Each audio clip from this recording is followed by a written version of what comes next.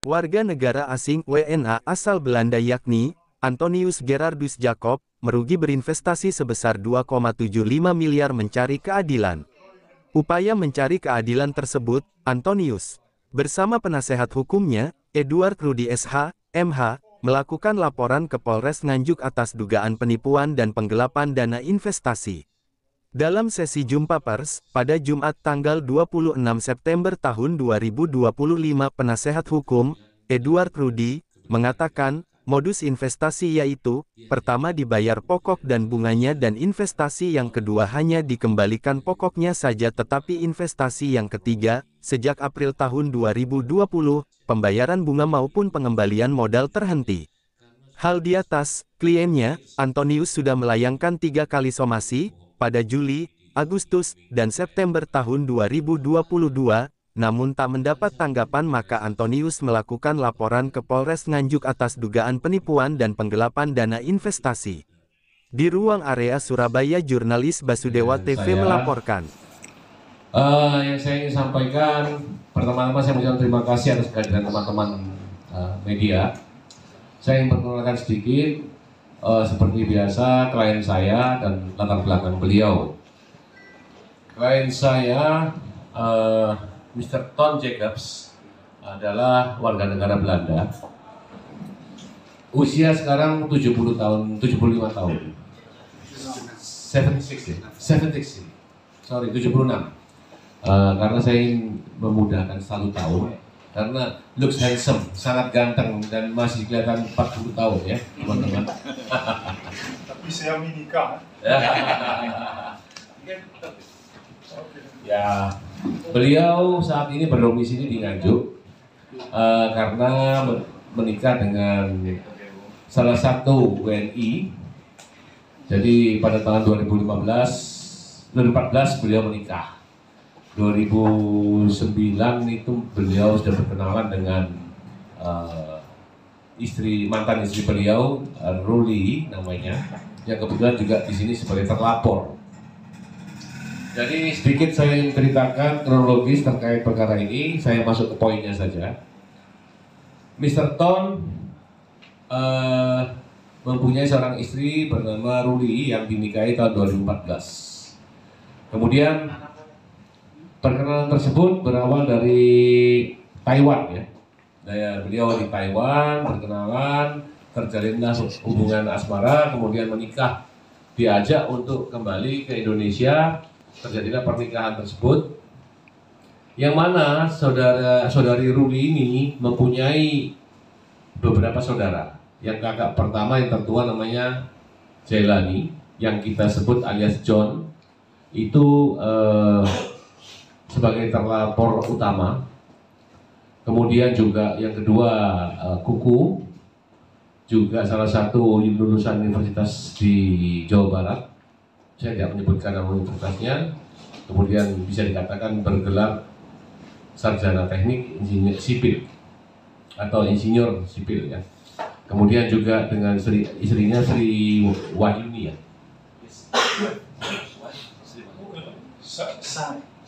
Sari, sorry. Wife of Jalan is Sriwani.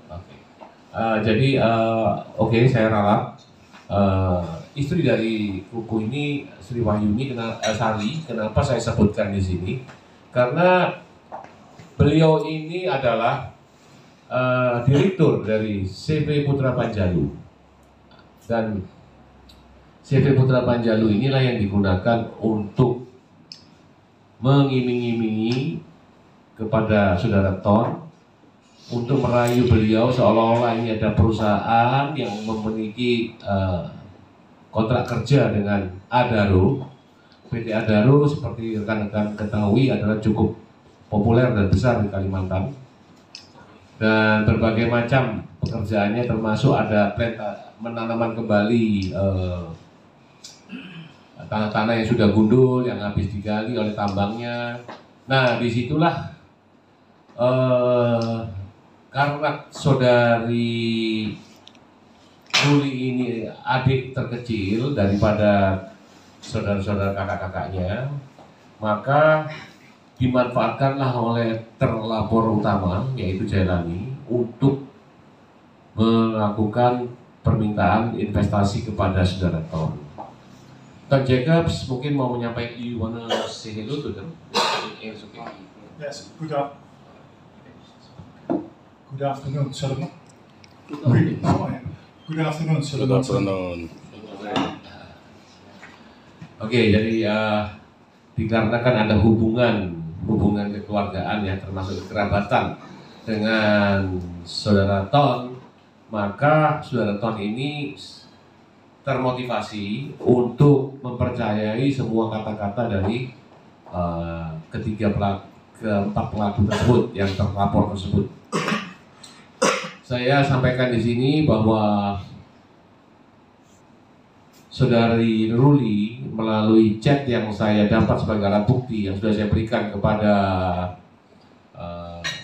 penyidik, banyak sekali melakukan penjaminan dan mengatakan kepada beliau bahwa ini adalah benar dan ini menguntungkan, kemudian nggak usah khawatir pasti dibayar dan sebagainya lah.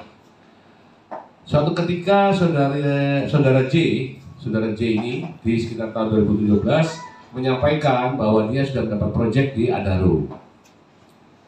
Proyek tersebut dianggap sudah diterima SPK-nya oleh Jailani dari Adaro dan disampaikan kepada Ton, tapi tidak pernah ditunjukkan perjanjian tersebut. Nah, karena ada hubungan kekerabatan dan jumlah uang yang tidak terlalu besar, maka Ton ini percaya. Ini ada tiga segmen. Segmen pertama itu 1M, 1 million. First 1.6. 1.6 million, 1,6 proyek pertama. Seperti yang di BAP sudah saya share itu, BAP-nya sudah komplit itu karena tidak mungkin salah kalau BAP. Yang kedua, itu pertama dibayar secara utuh 1,6 itu dengan bunganya. Kemudian yang kedua, dia pinjam lagi. Nah, setelah pinjam lagi, dia bayar di the second one. Sorry? The second one. 2 million. Dia bayar berapa? He paid 2 million or He paid 2 million. Why not? Ya, jadi yang kedua 2 miliar dibayar juga, tetapi tidak pakai bunga. Nah, dia di chatnya itu saya melihat bersama penyidik juga mengatakan bahwa dia telah mengeksekusi beberapa proyek yang membuat John teriming-iming. Pertama itu, yang kedua karena Ton ini merasa ada jaminan dari mantan istrinya ya. Tahun 2021 kan dia melakukan gugatan cerai kepada Ton. Lucunya setelah gugatan cerai malah mau minta tinggal bareng gitu loh. Nah, tapi Ton tidak mau, beliau akhirnya bilang nggak mau karena saya sudah punya istri baru. Dari situ hubungan mereka jadi tidak harmonis lah. Singkat cerita, yang di ketiga inilah Ton menanamkan 2,75 karena percaya 1-2 ini sudah diberikan, dikembalikan, walaupun yang kedua tanpa bunga, tetapi ada iming-iming janji kali ini saya akan kasih bunga 3,5% dan sudahlah Ton kasih aja karena waktu itu Ruli yang menjamin akan dikembalikan. Akibat janji-janji tersebut, Ton menyerahkanlah uang 2,75 M itu dan di pihak penyidik juga sudah menanyakan waktu itu bahwa kenapa saudara ini kok termotivasi. Tentu saja sebagai investor yang dari kultur budayanya sudah berbeda dengan di kita, dia menganggap bahwa ini kan kesempatan, namanya investasi. Ya tentu saja dia berminat, siapapun dengan iming-iming dan janji pasti akan berminat dengan investasi tersebut, apalagi bunganya cukup besar, ROI-nya, profitnya agak besar. Selama ini kan 4%, kemudian Ton sebenarnya sudah nggak mau, dia menurunkan 3,5, seolah-olah supaya kelihatan bahwa pekerjaan ini nyata, di Adaro itu nyata gitu. Nah, singkat cerita, Ton juga dikirimi invoice penagihan ke Adaro yang ternyata sampai saat ini belum bisa diklarifikasi kebenarannya. Karena pihak Adaro pun tidak mau mengakui itu. Nah, di sini yang jadi masalah, kalau ini terus berlanjut, nama PT Adaro pun akan tercemar. Karena dianggap orang-orang kan dia tidak melakukan pembayaran, menunda pembayaran. Tentu saja subkonnya itu kan tidak mau lagi bekerja sama dengan Adaro. Dan saya dengar sekarang Adaro sudah berubah nama menjadi Alam Tri. Ada di Google itu, dia sudah berubah menjadi Alam Tri namanya. Nah, kemudian daripada itu, saudara Ton ini akhirnya mengambil inisiatif melakukan somasi 2 kali. Karena sudah 4 tahun, 5 tahun ditagih selalu beralasan, berdalih. Menagihlah saudara Ton, mengatakan, oke, kalau kamu memang punya bukti kamu itu rugi ataupun pihak Adaro tidak melakukan pembayaran, coba tunjukkan. Beralasanlah dia, ini Adaro belum bayar memang begini dan sebagainya. Nah, Ton ini menanyakan di somasi itu, sampai kapan kamu mau seperti ini? Kalau kamu tidak melakukan pembayaran, ya sudah, saya anggap itu hilang. Saya cuma minta keadilan.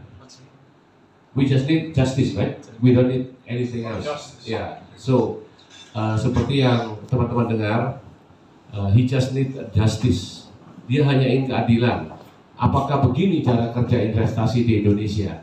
Nah, akibatnya dia melapor karena sudah 2 kali somasi tidak ditanggapi. Dia melapor ke Polda, dirujuk ke Polres Nganjuk karena kedua pelapor dan terlapor ini berada di Nganjuk, domisili KTP-nya. Nah, supaya memudahkan penyidikan, maka diarahkan ke Polres Nganjuk. Di Polres Nganjuk, Ton dan semuanya sudah diambil keterangan di BAP. Namun sepertinya dari pihak terlapor selalu mengarahkan ini perdata. Pemahaman yang sesat ini seharusnya ya bagi pengacara ya tidak boleh menjustifikasi sebuah perkara sebelum ada gelar perkara. Jadi harus ada case title atau gelar perkara dalam bahasa Indonesianya bahwa ini perdata atau pidana, kan begitu. Namun sangatlah menggelikan kalau perkara ini diarahkan ke perdata. Saya sampaikan begitu kepada pihak penyidik. Kenapa? Sebuah perjanjian kerjasama investasi, bila mana tidak ada kebohongan di sana, tidak ada sesuatu yang ditutupi, tentu saja itu menjadi ranah perdata. Nah, akhirnya saya tegaskan ke Ton, kalau ada kebohongan, kemudian ada chat yang seolah-olah dia dapat proyek banyak, besar, dan bujuk rayu, itu masuk ke ranah pidana kalau tidak benar. Akhirnya polisi setuju dan sepakat, dilanjutkanlah penyelidikannya ini. Nah, untuk perdalam penyelidikan kemarin Tom dapat panggilan kedua untuk minta keterangan tambahan sudah dipenuhi. Kemudian penyidik tinggal menyimpulkan setelah gelar perkara nanti. Sementara pihak terlapor semua tidak dipanggil dulu, rencananya mungkin minggu depan dipanggil untuk kedua kali. Setelah itu disajikan dalam gelar perkara. Nah, oleh karena itu saya pada kesempatan ini cuma ingin menyampaikan sebagai pesan-pesan sebagai warga negara Indonesia. Tentu saja kita semua sangat mencintai negara kita ya, di mana iklim investasi yang sudah sangat menurun seperti ini, kemudian ditambah dengan permasalahan-permasalahan seperti ini, kita bisa bayangkan negara kita akan menjadi apa gitu. Dan tidak sesuai dengan program pemerintah yang ingin menggalakkan investasi asing ke Indonesia. Kira-kira begitu garis besarnya. Jadi ada 3 kali periode dan 1-2 ini untuk menjebak supaya beliau percaya sama terlapor tersebut. Kemudian setelah percaya, dia minta lagi lebih banyak di atas itu. Tetapi Tom hanya menyanggupi 2,75. Sehingga dikasihlah 2,75. Kalau enggak ya bisa habis semua hartanya Ton ini. Cuma berikutnya dia minta tambahan lagi, nggak disetujui sama Ton karena Ton sudah mencium bau-bau tidak benar di sini. Akhirnya setelah 4 tahun terjadilah kemacetan itu, gitu. Dengan iming-iming bunga yang besar, dengan iming-iming proyek yang sudah di tangan. Tentu saja seorang investor pasti tertarik dengan bujuk rayu itu. Nah, bujuk rayu inilah yang menjadi dasar bagi Ton untuk melapor ke Polres. Demikian.